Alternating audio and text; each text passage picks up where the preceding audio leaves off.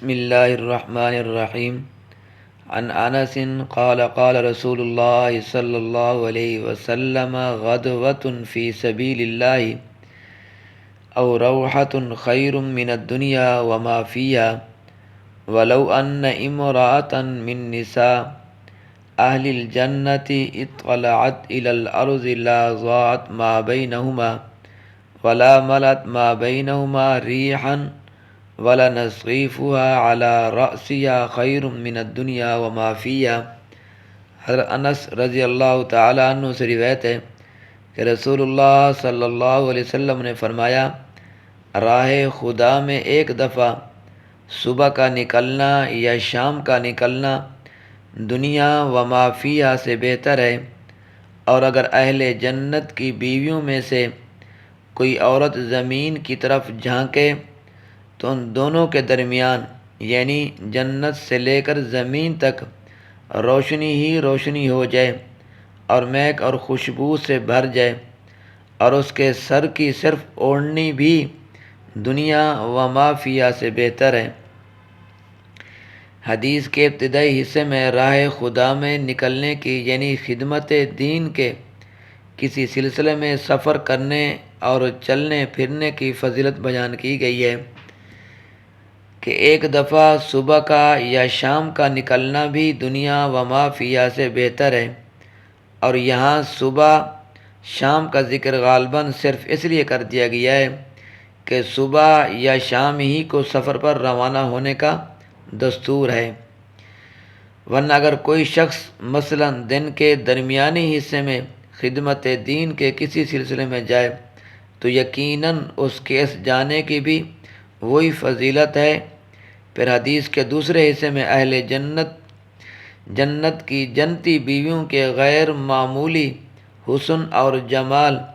اور ان کے لباس کی قدر و قیمت کا ذکر کیا گیا ہے، اور اس موقع پر اس کے ذکر کرنے کا مقصد غالباً اہل ایمان کو خدمت دین کے سلسلے کے کاموں کے لیے گھر چھوڑ کر نکلنے کی ترغیب دینا اور یہ بتلانا ہے کہ اگر تم اپنے گھروں اور گھر والیوں کو عارضی طور پر چھوڑ کر تھوڑے سے وقت کے لیے بھی راہ خدا میں نکلو گے تو جنت میں ایسی بیویاں ہمیشہ ہمیشہ تمہاری رفیق اور زندگی کی شریک رہیں گی، جن کے حسن اور جمال کا یہ عالم ہے کہ اگر ان میں سے کوئی اس زمین کی طرف ذرا جھانکے تو زمین اور آسمان کے درمیان کی ساری فضا روشن اور معطر ہو جائے، اور جن کا لباس اس قدر قیمتی ہے کہ صرف سر کی اوڑھنی اس دنیا و ما فیہا سے بہتر اور بیش قیمت ہے۔ سبحان اللہ۔ عن ابی ہریرہ قال قال رسول اللہ صلی اللہ علیہ وسلم ان فی الجنۃ شجرۃ یسیر الراکب فی ظلها 100 عام لا یقطعها ولقاب فوق قوس احدکم فی الجنۃ خیر مما طلعت علیہ الشمس او تغرب۔ حضرت ابو ہریرہ رضی اللہ تعالیٰ عنہ سے روایت ہے کہ رسول اللہ صلی اللہ علیہ وسلم نے فرمایا، جنت میں ایک ایسا درخت ہے کہ سوار اس کے سائے میں 100 سال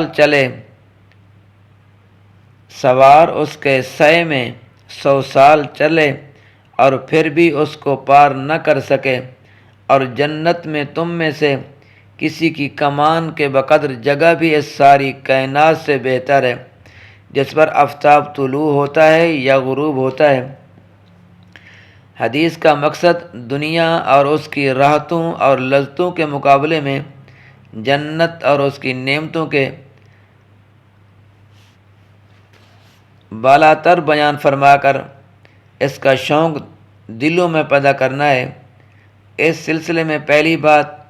یہ بیان فرمائی گئی ہے کہ اللہ تعالیٰ نے جو نعمتیں اور راحت کے جو سامان اپنے بندوں کے لیے جنت میں پیدا کیے ہیں، ان میں سے ایک جنت کے وہ طویل اور عریض سایہ دار درخت ہیں جن کا سایہ اتنے وسیع رقبے پر پڑتا ہے کہ سوار 100 سال میں بھی اس کو طے نہیں کر سکتا۔ اور دوسری بات یہ فرمائی گئی ہے کہ جنت میں ایک کمان کی جگہ دنیا و ما فیہا سے بہتر ہے۔ ابھی اوپر عرب کے اس دستور کا ذکر کیا جا چکا ہے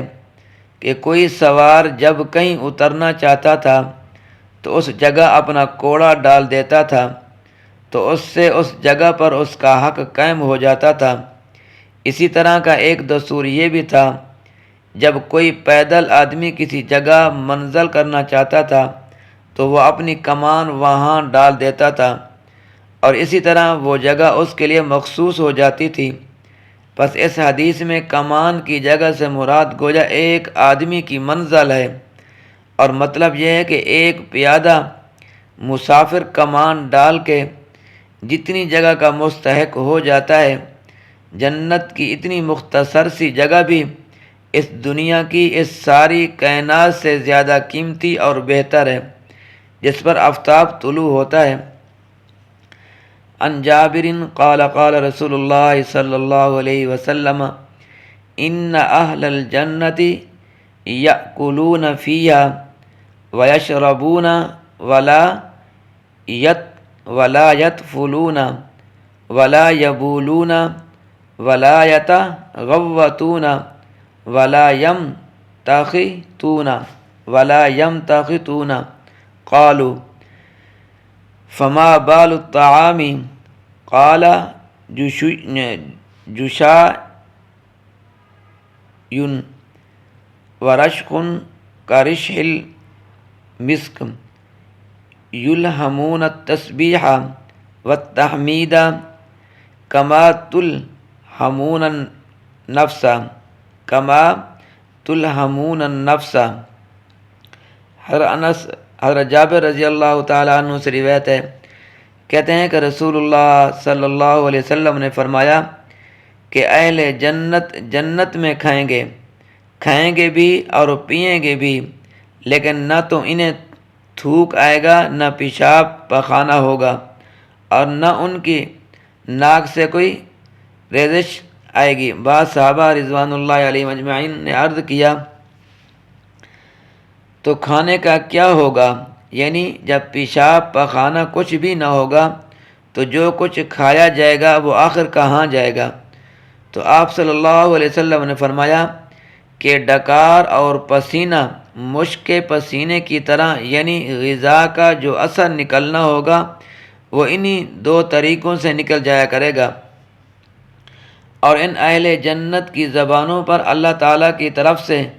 اللہ کی حمد اور تسبیح اس طرح جاری ہوگی جس طرح تمہارا سانس جاری رہتا ہے۔ مطلب یہ ہے کہ جنت کی ہر غذا